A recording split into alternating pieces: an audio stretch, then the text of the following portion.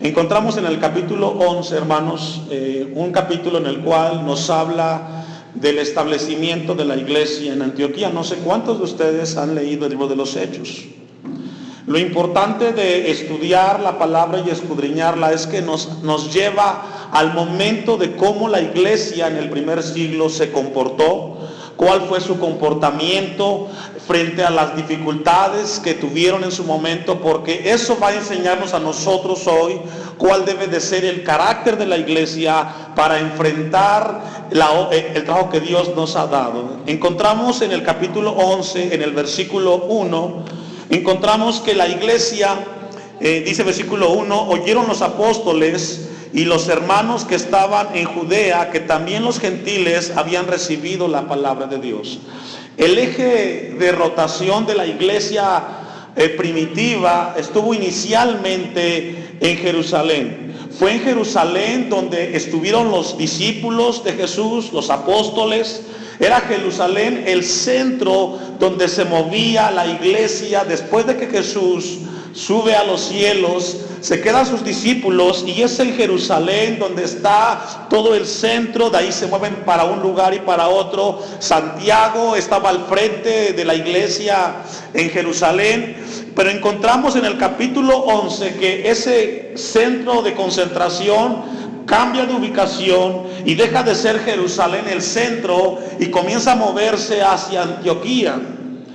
Recordemos que la palabra llega inicialmente a los judíos, pero encontramos en el capítulo 11 que comienza la palabra a llegar a los gentiles. ¿Quiénes son los gentiles? Usted y yo. Todos los que no pertenecemos o somos parte de la nación de Israel, somos gentiles. Todos.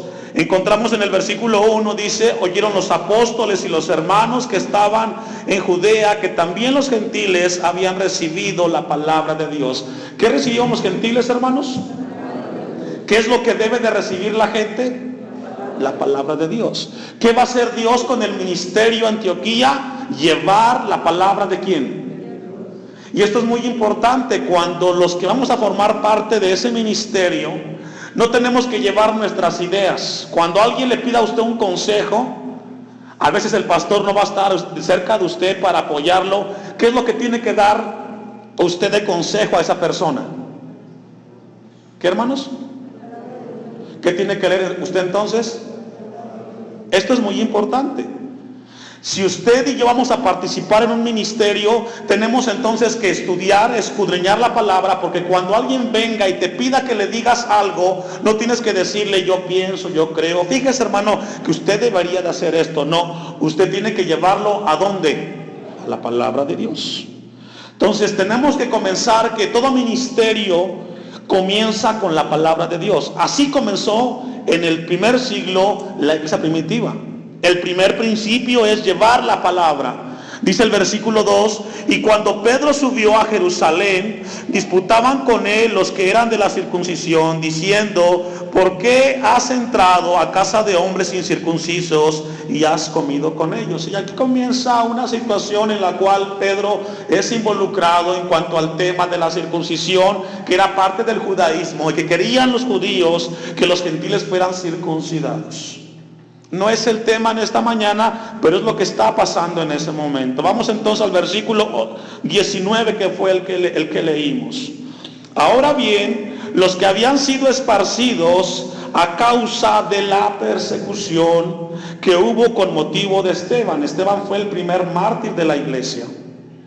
Esteban fue el primer perseguido, y a partir de ese momento se desató una persecución con aquellos seguidores de Jesús, y toda esa gente comenzó a dejar sus pertenencias, sus casas, y comenzaron a viajar a distintos lugares. Y esto nos enseña algo. Vamos a ver entonces cómo esa gente que fue esparcida, ¿qué fue lo que hizo? Ahí la palabra persecución tiene que ver con momentos de adversidad, de problemas, de dificultades. Tiene que ver con momentos de tribulación y de luchas. Y vamos a ver cuál fue el comportamiento de esos primeros discípulos frente a la eventualidad de la persecución. Porque hoy podemos ver que cuando en nuestro tiempo presente vemos gente que tiene persecución y tribulación, lo primero que hacen es alejarse de Dios. Y eso es todo lo contrario que hizo la iglesia en el primer siglo.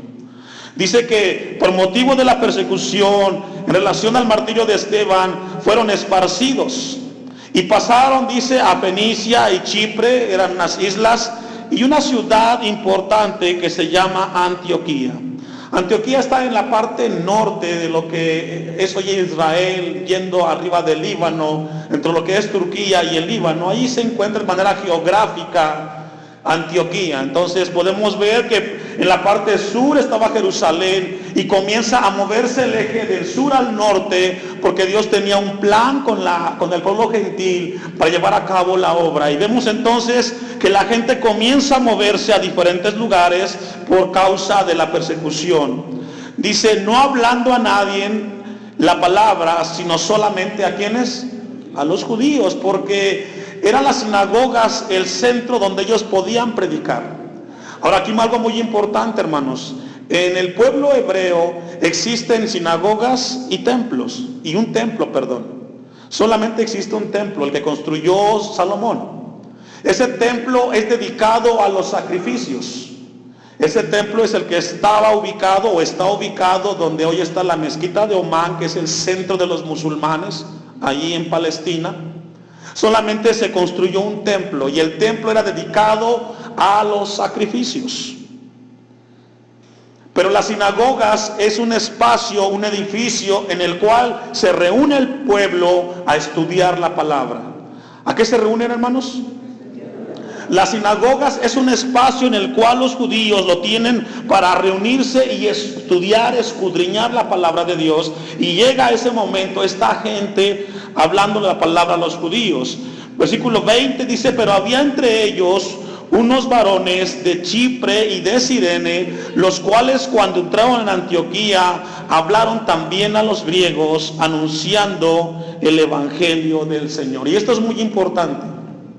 ¿Qué fue lo que enseñaron ellos, hermanos? ¿O qué fue lo que anunciaron? El evangelio de nuestro Señor Jesucristo. Y esto es muy importante. Comenzaron entonces a anunciar la palabra de Dios. Y vemos entonces que comienza la palabra de Dios a correr en ese lugar donde se llevaba a cabo el mensaje. Y dice el versículo el 21, y la mano del Señor estaba con ellos, y gran número creyó y se convirtió al Señor. Vemos que después de la predicación de la palabra hubo una consecuencia y fue la conversión de gente. Es decir, podemos ver que hubieron personas que al recibir el mensaje entregaron su vida al Señor Jesucristo y comenzó a hacer la obra. Algo muy importante que usted logra ver, versículo 22 dice, llegó la noticia de estas cosas a oídos de la iglesia. ¿Dónde estaba la iglesia inicialmente? En Jerusalén. ¿Cuál fue la noticia?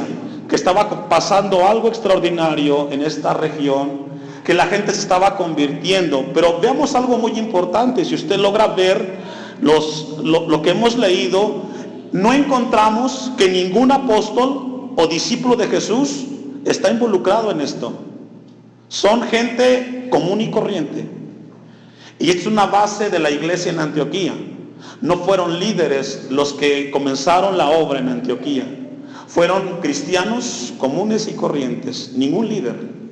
Dice el versículo 22, y llegó la noticia de estas cosas a oídos de la iglesia en Jerusalén, que bueno, dice que estaba en Jerusalén, y enviaron a Bernabé que fuese a Antioquía. Bernabé no era un apóstol. Y fue la primera persona que llega a Antioquía. Algo estaba pasando en Antioquía y comienzan a mandar a ver qué está sucediendo en ese lugar. Comienzan a mandar personas que lleguen a ese lugar de Antioquía porque algo extraordinario está pasando en ese lugar de Antioquía.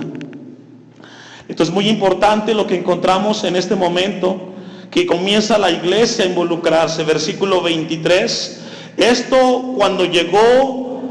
cuando llegó y vio la gracia de Dios, está hablando de Bernabé, cuando llega a Antioquía, dice que vio la gracia de Dios.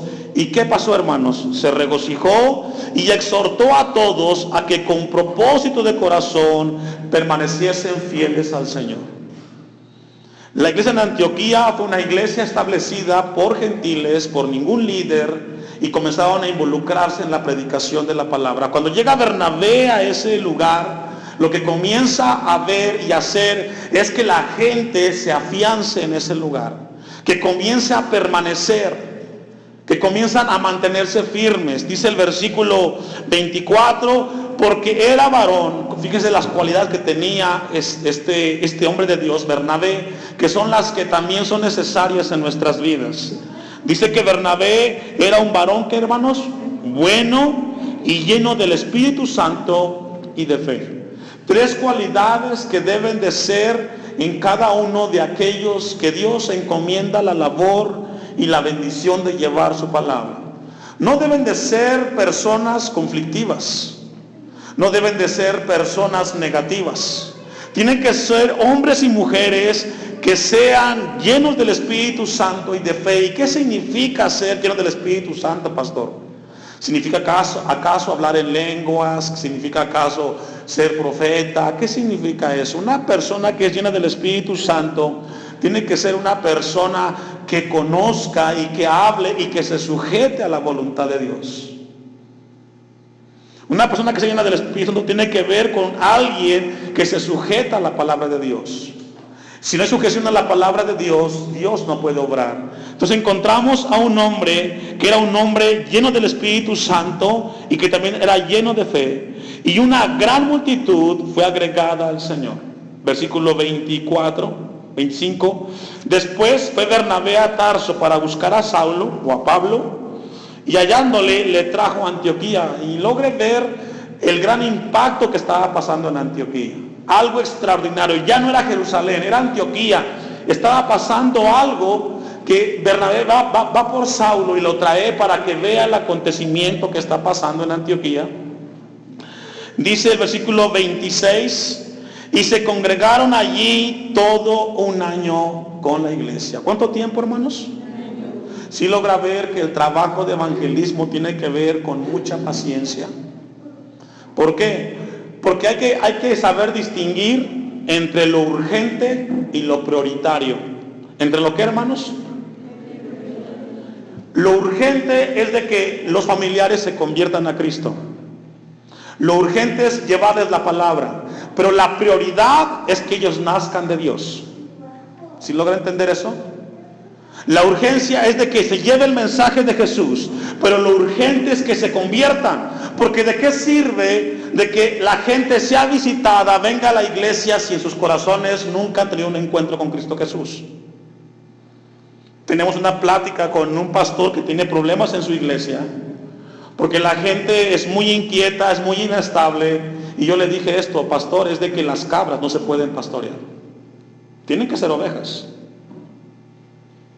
Las cabras no se pueden pastorear. Si en tu iglesia hay cabritos, difícilmente van a ser pastoreados por la palabra del Señor. Hay que llevarlos entonces a la conversión. Y tenemos que distinguir entonces entre lo urgente y lo prioritario. La prioridad es de que la gente venga a los pies de Cristo. Encontramos entonces que estuvieron ahí todo un año, y vean lo que estuvieron haciendo en Antioquía ese año Saulo y Bernabé. Y enseñaron a mucha gente. ¿Qué hicieron, hermanos? Enseñaron. Y ese es el trabajo del evangelismo. No solamente llevarlos a Cristo, sino enseñarles cómo se vive la vida cristiana. Cómo debe de ser el caminar. Es decir, el trabajo de evangelismo es un trabajo continuo que comienza en la oración, continúa con escudriñar la palabra para poderle enseñar a la gente acerca de Dios. Y es aquí donde la iglesia en el siglo XXI ha estado estática. Estaba leyendo un artículo del ministerio Billy Graham, que ha sido el ministerio más importante en los últimos años en cuanto a evangelismo. No ha habido tanto impacto como este ministerio de Billy Graham, que ha impactado a toda Latinoamérica, parte de África y de Asia. Y en cada campaña de evangelismo o cruzadas que han hecho, millones y millones se han convertido a Cristo. Y la pregunta que hacía este estudioso de este ministerio de Billy Graham: ¿Cuántos de esos millones que se han convertido están dentro de una iglesia? La respuesta es menos de 1%. ¿Por qué? Porque la gente que vino levantó su mano porque sintió emoción y fueron por un tiempo a la iglesia y luego se alejaron. ¿Cómo está Latinoamérica hoy? ¿Cuál fue el impacto y el resultado de este ministerio tan importante? Porque solamente les enseñaron a levantar su mano, pero nunca les enseñaron a vivir la vida de Cristo. Y ese es el punto, hermanos. Les enseñaron, dice la palabra, por un año y enseñaron a mucha gente, y a los discípulos se les llamó, ¿cómo, hermanos?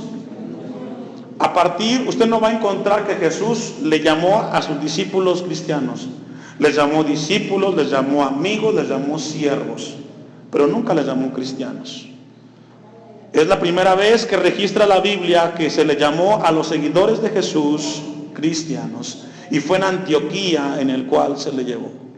Ahora es muy importante, demos un apartado ahí, vamos a ir un poquito a la Biblia y vamos a ir a Timoteo, y adelantito, a la primera epístola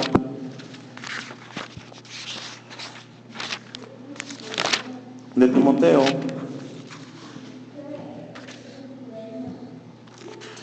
Y esto es muy importante que Dios va a hablarnos a nosotros.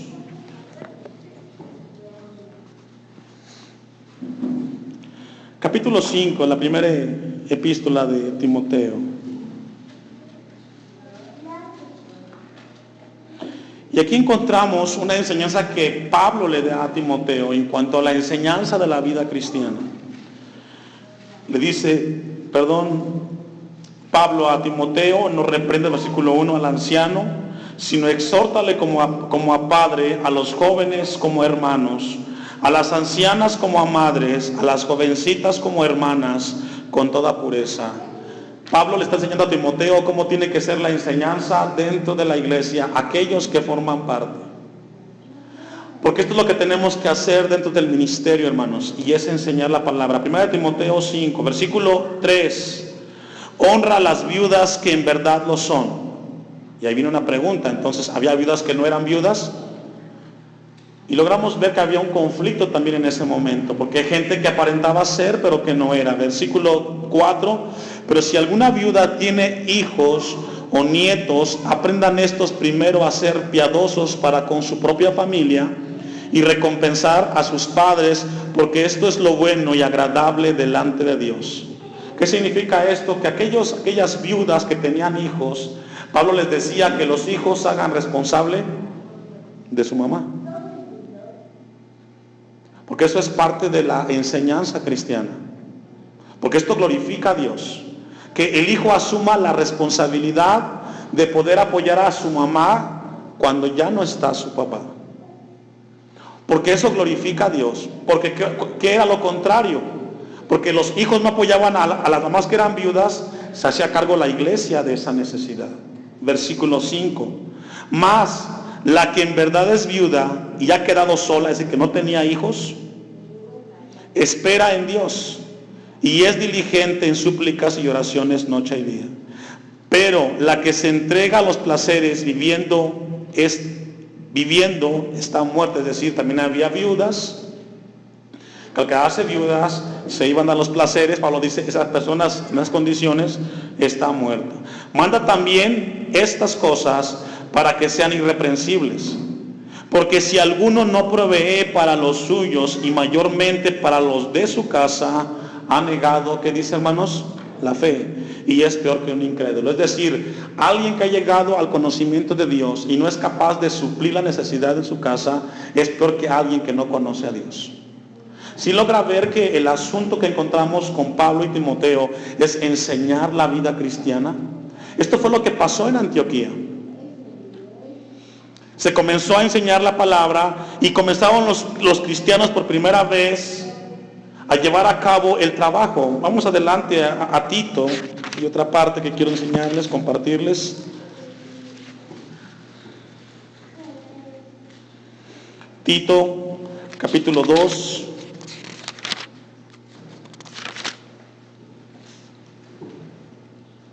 Versículo 1, le dice Pablo a Tito, pero tú habla lo que está de acuerdo con la sana doctrina. Y esto ya Dios nos lo ha hablado muchas veces. La sana doctrina es la que tiene que ver con aquella vida de testimonio que glorifica a Dios donde quiera que esté. La sana doctrina tiene que ver con personas que tengan un buen testimonio de que Jesucristo está en sus corazones. ¿Sabe que tenemos aquí 6 años en Timilpan? Algunos de ustedes tienen 4, 3, 2, 5 o quizás los 6 años aquí en la iglesia. Todos nosotros, Dios nos ha dado palabra, nos ha enseñado. Pero en este año 2015, Dios habla para que salgamos de las 4 paredes a llevar el mensaje a esta comunidad de San Andrés Timilpan. Y déjeme decirle a los que son parte de esta comunidad y viven aquí. Ustedes y todos vamos a llevar el mensaje, pero los que son de aquí, la gente los conoce y sabe quiénes son. Y probablemente van a hablar en contra de usted. Usted tiene que enfocarse que lo que se diga de usted no sea cierto. De lo demás, Dios se encarga. Porque el llevar y salir de este lugar y llevar el mensaje a una casa, a un hogar, muchas veces va a haber represalia. No va a agradarle a la gente. Pero usted tiene que ocuparse que lo que la gente diga no sea verdad, hermano. Porque si es verdad, entonces sí, preocúpese. Porque hay que llevar un evangelio de testimonio. Un evangelio el cual glorifica a Dios. Dice Tito, pero tú habla lo que está de acuerdo con la sana doctrina. Y aquí ya encontramos los ejemplos, cuál es la sana doctrina, que tiene que ver con una vida de testimonio. Vamos al versículo 7. Presentándote tú, le dice a Tito, en todo. ¿En cuánto, hermanos? En todo. Es decir, cuando Dios nos lleva a compartir su palabra, tenemos que ir dando, ¿qué, hermanos? Testimonio y ejemplo. ¿Cómo vamos a invitar a alguien que venga a Cristo si nuestra vida no da ejemplo de que Jesucristo es nuestro Señor? Cuando llevamos el mensaje es porque ya Dios trabajó en nuestras vidas.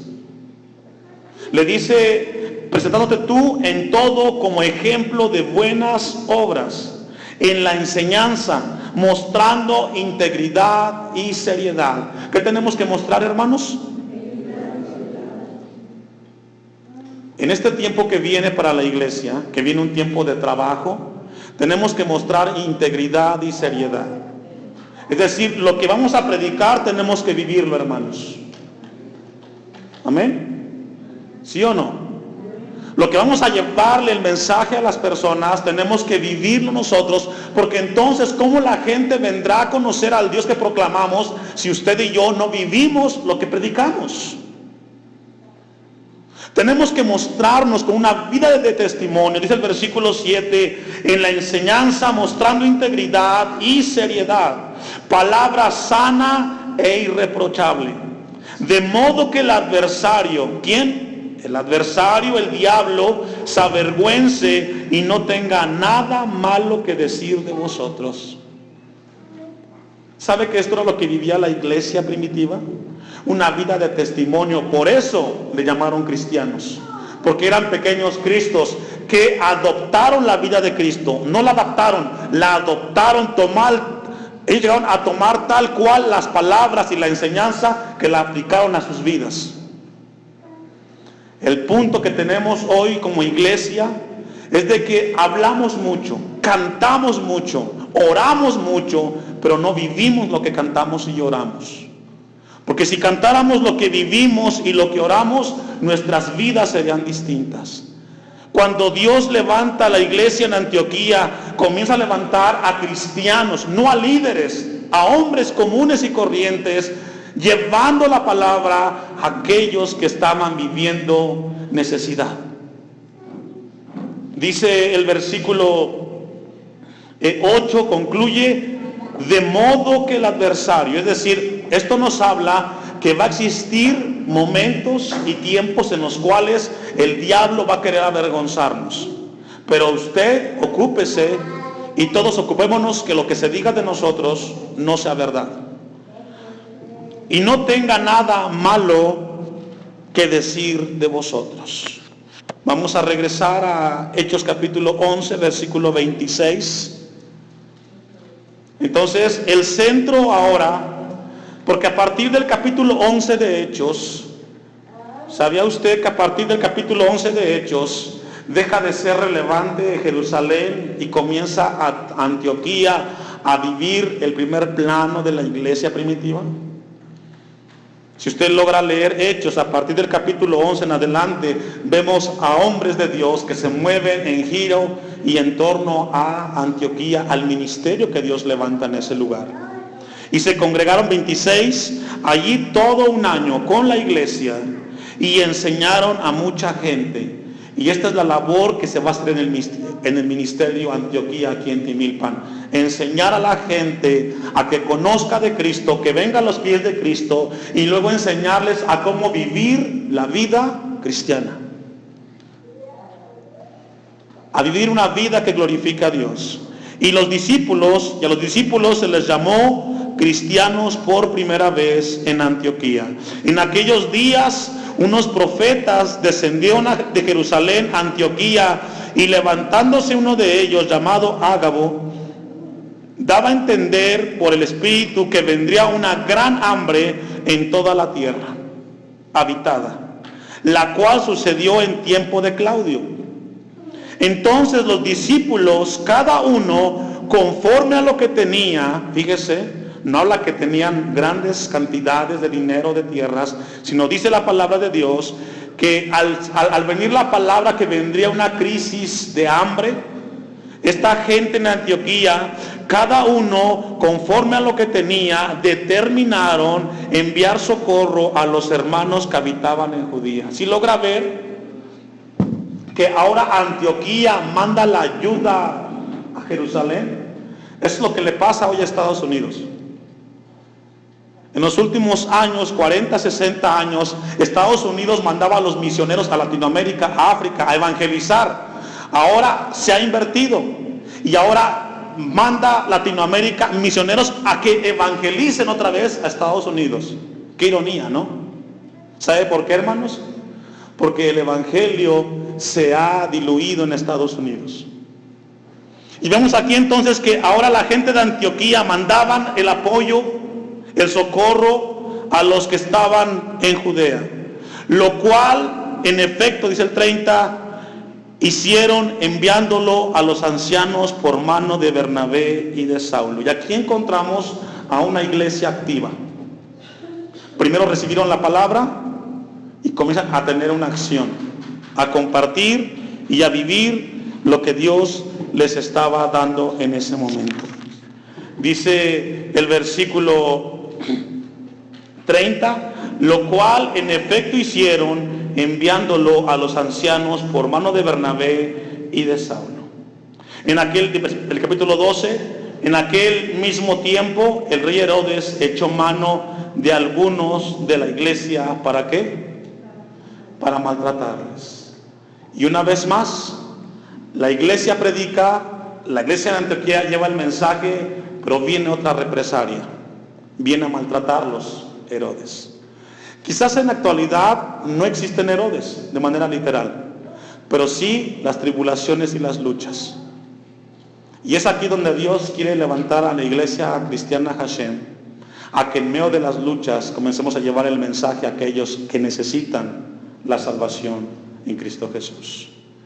El ministerio de Antioquía tiene que ver con llevar la palabra, enseñarla y que vengan las personas a los pies de Cristo, pero debe de enseñarles también a vivir la vida cristiana, hermanos. Tenemos que enseñarles a vivir la vida cristiana. Vamos a concluir con Mateo capítulo 21. Busqué en su Biblia. Mateo capítulo 28. Versículo 19.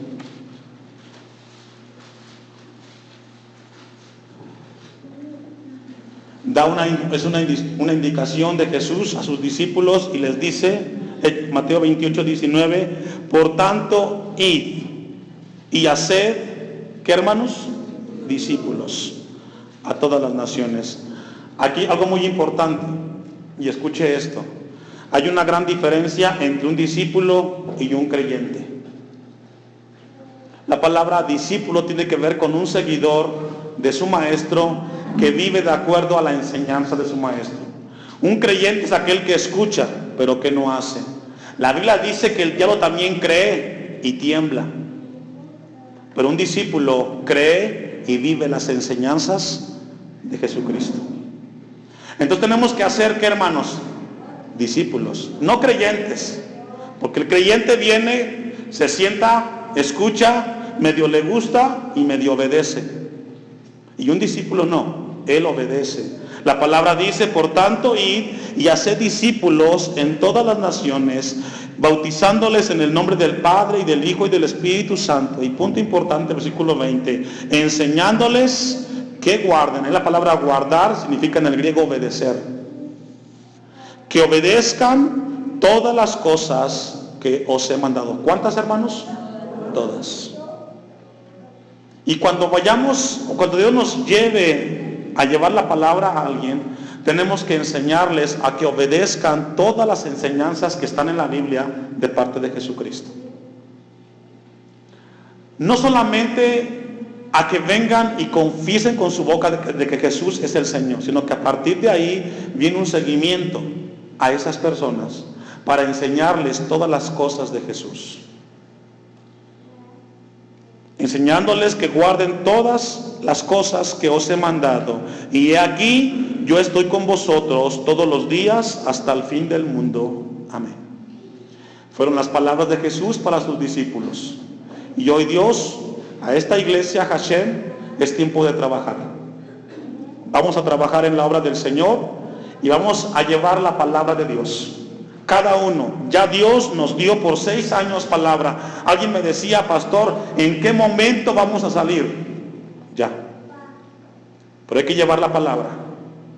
Hay que llevar el mensaje de Jesús. Y sobre todo, hermanos, una vida de testimonio que glorifique de que Jesús es nuestro Señor.